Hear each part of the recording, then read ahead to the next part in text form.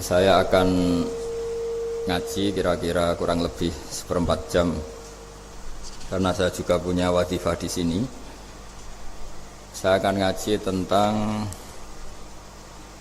betapa mudahnya berbuat baik dan betapa mudahnya bersosialisasi yang jadi kebutuhan sosial masyarakat.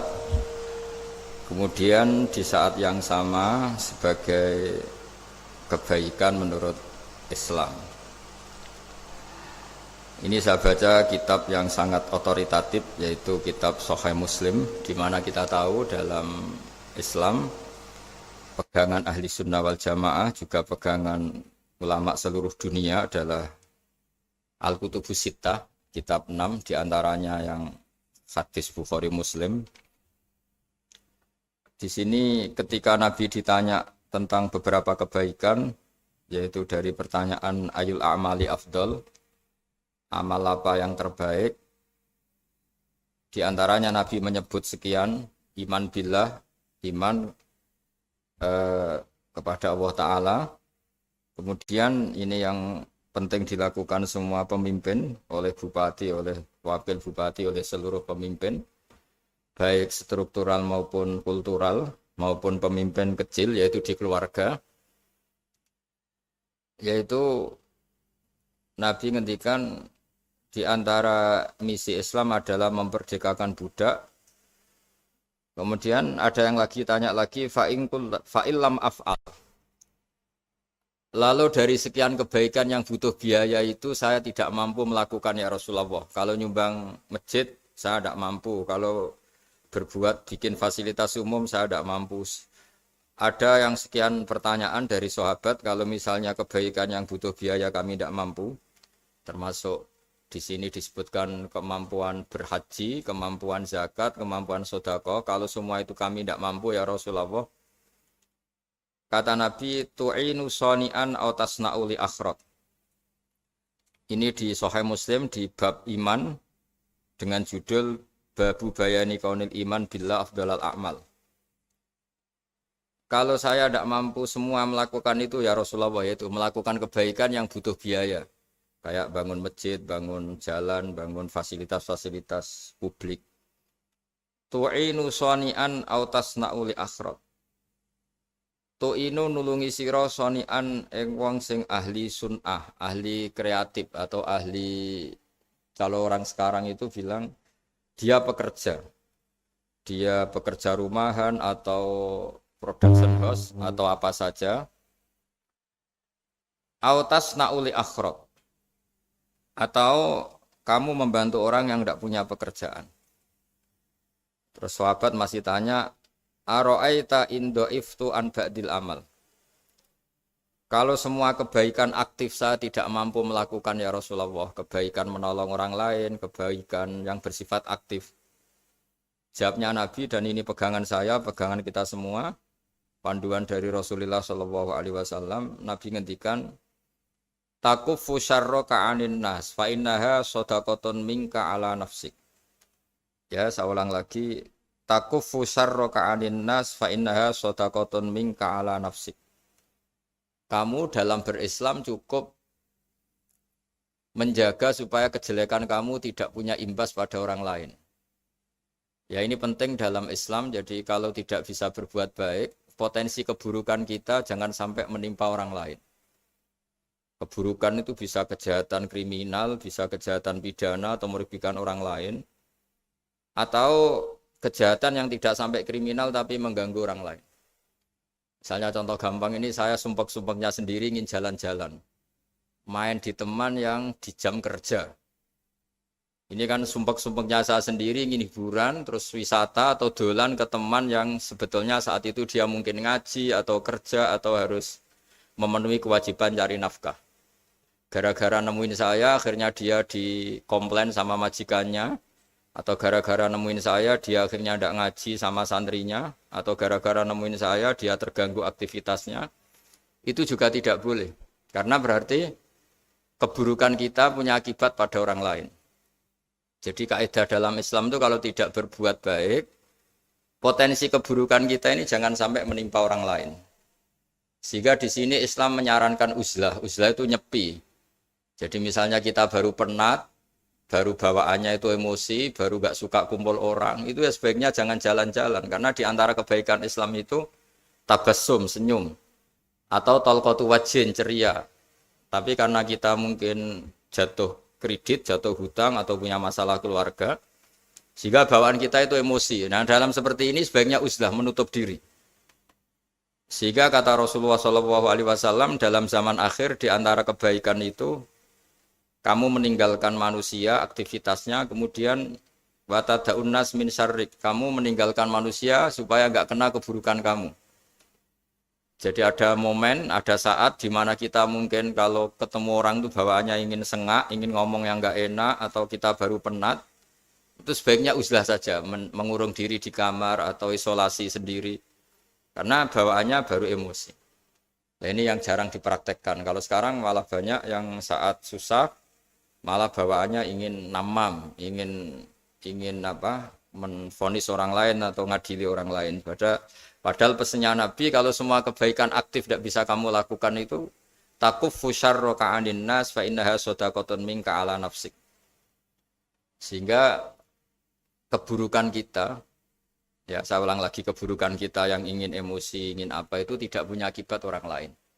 Di sini kearifannya Rasulullah SAW, beliau masyhur ngendikan layak dilqadi wa ghadban. Jangan sampai seorang hakim bikin keputusan ketika emosi, karena bawaannya orang emosi itu pasti enggak terkontrol intelektualnya, enggak terkontrol nuraninya, enggak terkontrol semua sifat baiknya. Itu kalau punya keputusan bahaya sekali. Sehingga Nabi dari awal ngendikan layak dilqadi wa ghadban, orang yang sedang emosi tinggi jangan bikin keputusan penting. Kemudian oleh ulama diteruskan juga jangan bikin keputusan penting orang yang sangat lapar atau yang sangat kenyang atau yang sangat ngantuk atau yang super sibuk. Jadi hal-hal yang potensi buruk dalam mengambil keputusan itu harus ditinggalkan. Sehingga misalnya bupati atau wakil bupati kalau sedang tidak nyaman dengan suasana apa, nggak boleh rapat kemudian memutuskan keputusan penting. Begitu juga kiai dan semuanya. Nah ini yang supaya otoritatif. Kenapa saya bawa kitab itu logikanya jelas ya.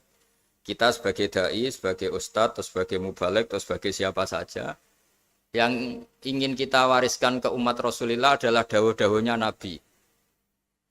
Dan kalau kita ngaji tidak pakai kitab, itu sebenarnya umat kita jejali dengan pikiran kita, dengan ide kita.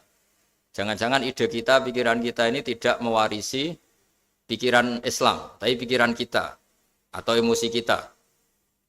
Tapi kalau kita baca kitab, artinya umat ini berhak mendapat apa yang diteladankan dan disabdakan oleh Rasulullah SAW. Tapi kalau kita, itu pasti inginnya itu kita. Misalnya kita Bupati Banyuwangi, mungkin kita akan cerita Banyuwangi dengan asik. Tapi bagi daerah lain, apa urgensinya bagi saya? Begitu juga kalau kita kiai, mungkin kita akan cerita fadhilnya kiai. Tapi bagi orang lain yang keutamaannya jadi pekerja, jadi satpam, jadi guru, jadi pegawai negeri yang adil. Sehingga subjektivitas kita ini akan tinggi.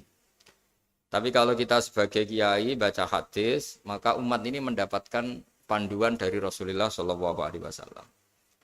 Nah dari sekian panduan itu kata Nabi, jika Anda tidak bisa berbuat kebaikan aktif, maka kebaikan yang harus Anda lakukan adalah potensi kejelekan kamu jangan menimpa orang lain.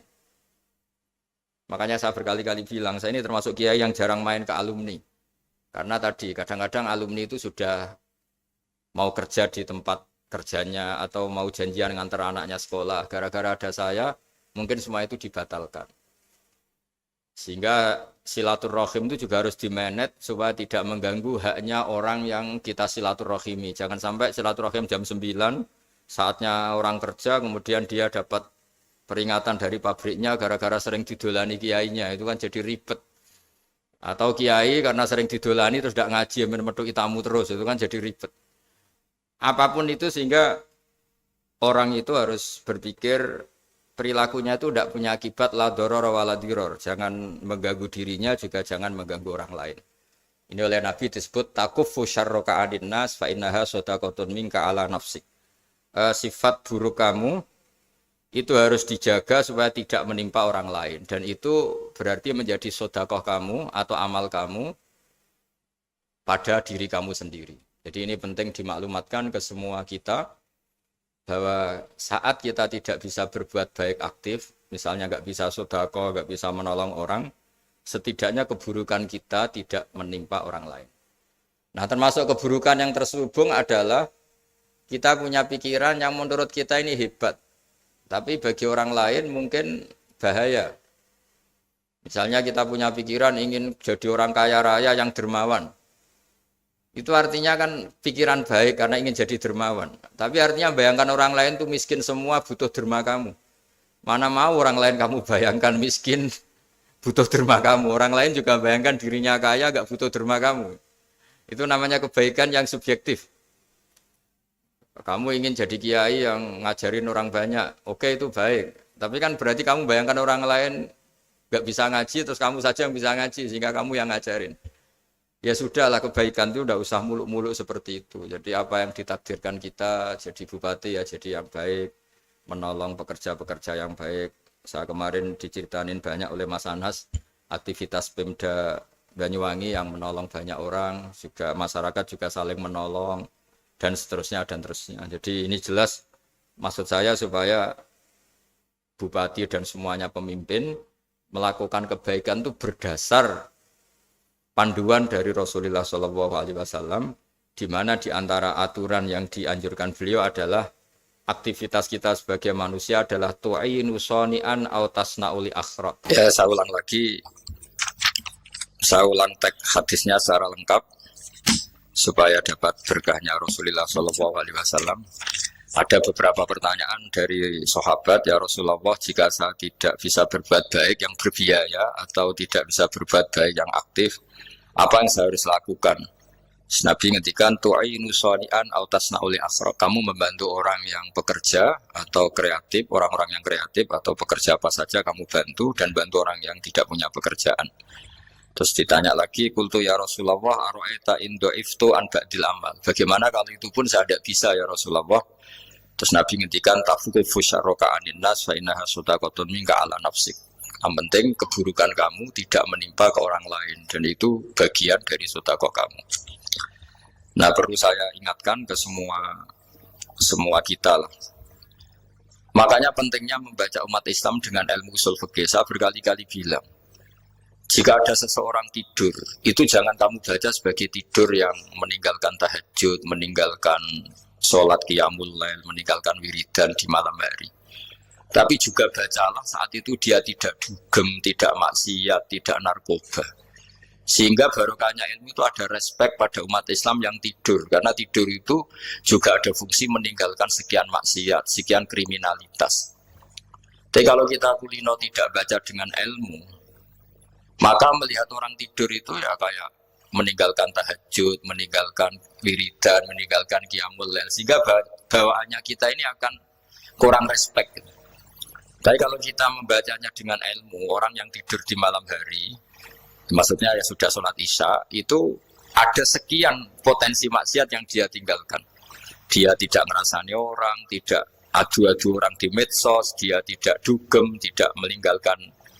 Pokoknya ada sekian kebaikan dalam saat tidur itu.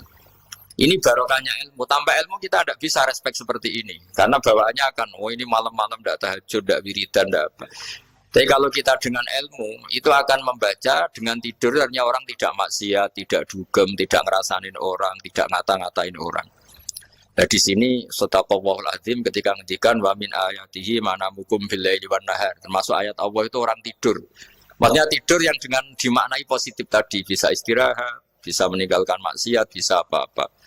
Nah ini di sini hebatnya Rasulullah SAW ketika beliau memandu kebaikan.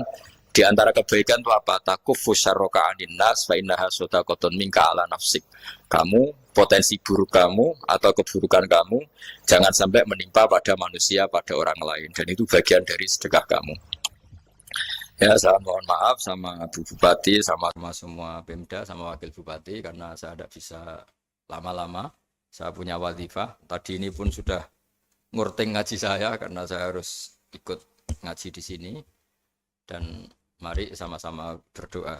Al-Fatihah. A'udzu billahi minasyaitonir rajim. Bismillahirrahmanirrahim. Alhamdulillahi rabbil alamin arrahmanir rahim maliki yaumiddin iyyaka na'budu wa nasta'in ihdinas siratal mustaqim. Siratal ladzina an'amta 'alaihim ghairil maghdubi 'alaihim waladdallin. Bismillahirrahmanirrahim. Nahmaduka ya ghafur ya syakur ya walil hamid. Wa shalli wa sallim ala sayyidina Maulana Muhammad sallallahu alaihi wasallam asma'in. Allahumma ij'alna aminin mutmainin alladzina la khaufun 'alaihim wa la hum yahzanun. Waj'al mustama'ana hada ya Allah mustama'an mubarakan ya Allah ya Allah. Allah barik fi mustama'atina wa fi firaqina wa fi uslatina wa fi mu'akhatina. Mu'akhatan fika laka wa fika mu'akhatan ya Allah yuzkaru fiha ismukal azim. Allahumma ya Allah illam akun ya Allah ahlan an ablugha rahmataka ya Allah. Farahmatuka ahlun an tablughana. Allahumma ya wa illam nakun ya wa ahlan an nablugha rahmataka fa rahmatuka ahlun an tablughana jami'an rahmatuka ya wa awsa ya Allah. Allahumma ya wa maghfiratuka awsa'u min dhunubina wa rahmatuka arja indana min amalina. Allahumma ya wa maghfiratuka awsa'u min dhunubina wa rahmatuka arja indana min amalina. Allahumma ya wa maghfiratuka awsa'u min dhunubina wa rahmatuka arja indana min amalina. Rabbana zalamna anfusana wa illam taghfir lana tarhamna lanakunanna minal khasirin. Rabbi ighfirli wa liwalidayya liman dakhala baitiya mu'mina wa lil mu'minina. Rabbi ighfirli wa liwalidayya liman dakhala baitiya mu'mina wa lil mu'minina wal mu'minat. Rabbana atina fid dunya hasanah wa fil akhirati hasanah wa qina adzabannar. Sallallahu ala sayyidina Muhammad sallallahu alaihi wasallam. Subhana rabbika rabbil izzati amma yasifun wa salamun alal mursalin walhamdulillahi rabbil alamin. Sirrul Fatihah. Bismillahirrahmanirrahim. Alhamdulillahi rabbil alamin.